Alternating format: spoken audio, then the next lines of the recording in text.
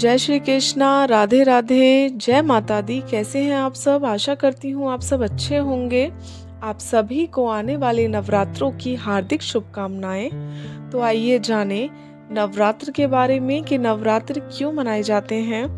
इस वर्ष शारदीय नवरात्र दिनांक 26 सितंबर 2022 दिन सोमवार से प्रारंभ हो रहे हैं। जब भी बात नवरात्रों की आती है तो हमारा दिमाग पूजा पाठ, देवी माँ की अर्चना, आरती तक ही सीमित रह जाता है।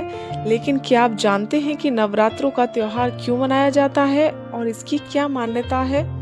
सदियों से हम नवरात्र का त्योहार मनाते आ रहे हैं, व्रत रखते आ रहे हैं। देश के अलग अलग हिस्सों में अलग अलग तरीकों से इस त्योहार को मनाया जाता है। कहीं कुछ लोग पूरी रात गरबा और आरती कर नवरात्र के व्रत रखते हैं, तो वहीं कुछ लोग व्रत और उपवास रख माँ दुर्गा और उनके 9 रूपों की पूजा करते हैं। तो इससे जुड़ी एक पौराणिक कथा है। महिषासुर नाम का एक बड़ा ही शक्तिशाली राक्षस था। वह ब्रह्म ऋषि कश्यप और दनु का पोता और रंभ का पुत्र तथा महिषी का भाई था। वो अमर होना चाहता था और उसी इच्छा के चलते उसने ब्रह्मा जी की कठोर तपस्या की।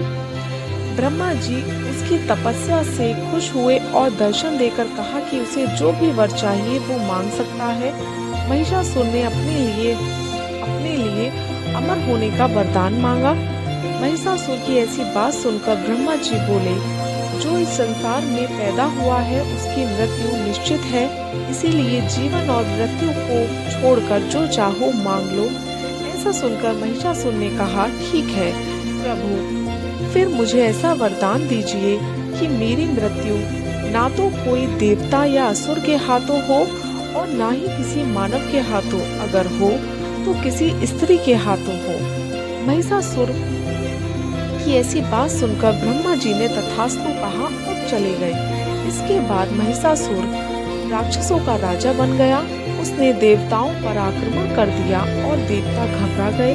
हालांकि उन्होंने एकजुट होकर महिषासुर का सामना किया, जिसमें भगवान शिव और विष्णु ने भी उनका साथ दिया। लेकिन महिषासुर के हाथों सभी को पराजय का सामना करना पड़ा और देव लोक पर महिषासुर का राज हो गया।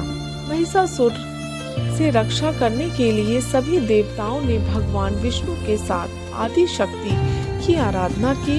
उन सभी के शरीर से एक दिव्य रोशनी निकली, जिसमें एक बेहद सुंदर अप्सरा के रूप में देवी दुर्गा का रूप धारण कर लिया।